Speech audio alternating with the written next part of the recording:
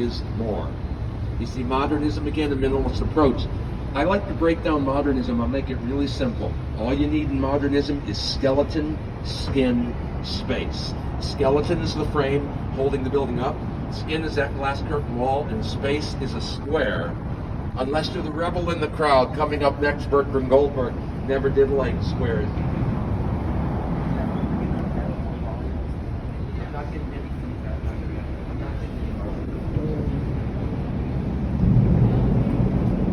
So Bertrand Goldberg did the Marina City Towers, coming up on the right, which we like to call the Corncob Towers, in the 1960s. Now Goldberg had studied Mies van der Rohe, the famous art compound Bauhaus in Germany, but he rejected the boxes all the modernists were doing. 90% of the time you would have that boxy look, and he went for a circle because he liked to bring people together, calling this curvilinear flower form. A stem that housed elevators and utilities, built the rings like petals of the flower from the base up. It's a complete city. Everything's at your fingertips, from 4 restaurants, bowling alley, swimming pool, bank, office space, and your living space upstairs. You see, it's the 1960s. The river is still industrial, but people who work downtown want to live downtown. If you can offer 24-hour urban living, that's what you do. Now please look 90 degrees to the left and look right at 55 West Wacker Drive coming up to the right. Understand this particular building. This introduces us to a style called brutalism, and that comes from the French phrase béton brut, or raw concrete. You see, the brutalists were modernists who had taken too many steroids. They're like the Frankenstein of architecture. They went for that really heavy concrete rustic look, yeah? The brutalist idea, they wanted to give your building a sense of lasting forever, of gravitas. So the brutalist style was very popular with civic buildings like public libraries, university campuses as well. Is that good? Check one. Yeah, thanks, Joe. Now coming up on our left, the building with the clock tower is a great example of what we would call adaptive reuse. I kind of love this. I like history in general, so I love to see an old building brought back to life. If it's structurally sound, you can reimagine it for today's uses. So here's a 1914 warehouse called the Reed Murdoch Warehouse by George Niemans. It's 106 years later, and it is thriving today as an industrial-sized restaurant called River Roast. The architect George Niemans, like the Prairie School art, was associated with the Prairie School, like Frank Lloyd Wright. So Prairie School architect, that's our landscape here. We have no mountains. It's very flat. The buildings tend to hug the horizon. It is asymmetrical with 5 bays on the right and only 4 of those 20-foot bays on the left. The 5th bay was taken out when the bridge was put in, widening LaSalle Street in 1928. They lopped off about 20 feet. Our bridges, by the way, were inspired by the bridges of Paris. They are called a trunnion bascule. Bascule is from the French for seesaw, each leaf turning on a trunnion pin. Move counterweight with a motor, and you can raise this bridge in 2 minutes time. They are still operational spring and fall for the bookends of the sailboat season. Now, the greatest change Chicago gave the world of architecture, I would say, was the advent of the internal frame after the Great Fire. After the fire, you were actually not allowed to rebuild with wood downtown. Your other choice, masonry or brick, meant increasing your base wall 6 inches every time you went a floor higher, losing your floor space. Going to the internal frame, a skeleton to hang the weight of the building, became known as the first Chicago School of Architecture, 1885 to 1910. And coming up right here on the right is a true, very simple Chicago School building. Now, do you see what I mean by supporting a building with a skeleton?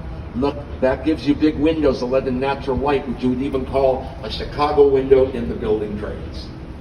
Now, coming up on our right, the style that really put the roar in the Roaring 20s, Art Deco, born at the Paris exhibition of 1925, a style which is streamlined and massive at the same time. When we talk about Art Deco, you can think of the Great Gatsby, the Jazz Age. You see, America in the 1920s was a period before we knew about the stock market crash. The early 1920s, unbridled prosperity and optimism. The country seemed to be moving forward without end, and the architecture kind of reflects that. An emphasis on speed and verticality as you look up. The Merchandise Mart of Chicago, 1930, the largest structure in America prior to completion of the Pentagon, with over 4 million square feet. commissioned by the Marshall Field Department Store at a cost of $32 million.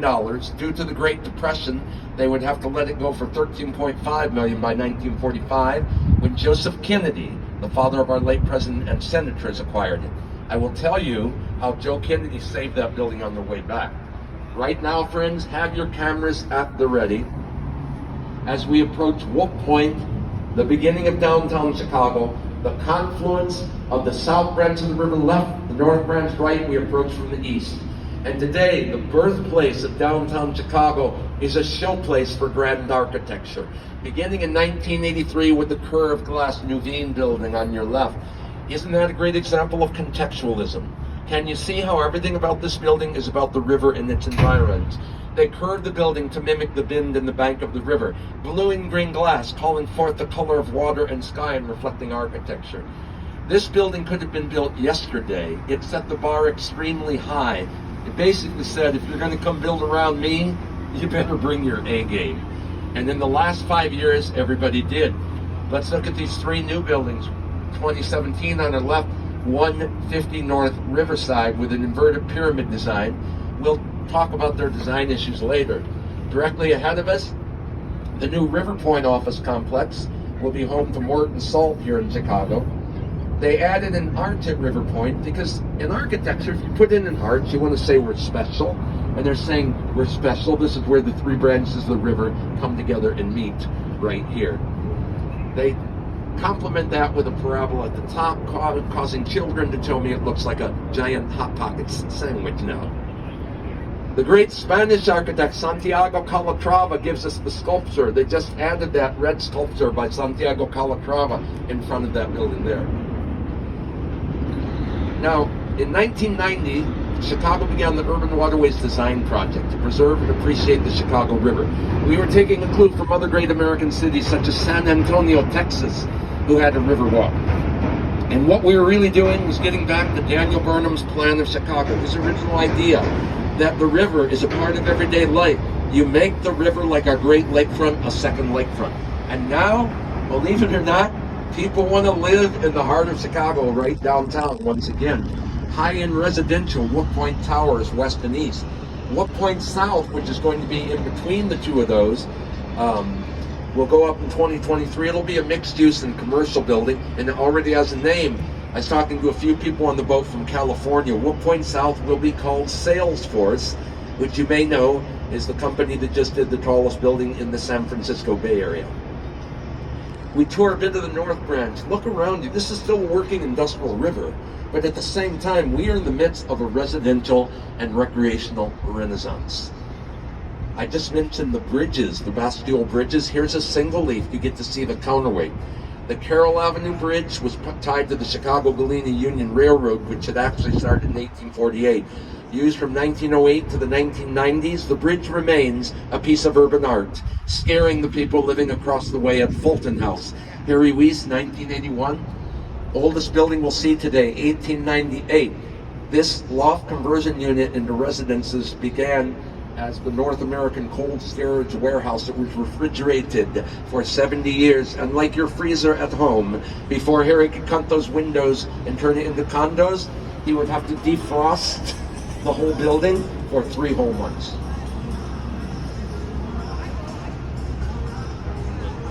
Now coming up on our left, Harry Weiss got inspired by a single tree on the bank, and inspired by the Danube River in Amsterdam, did the 4 very rustic river cottages.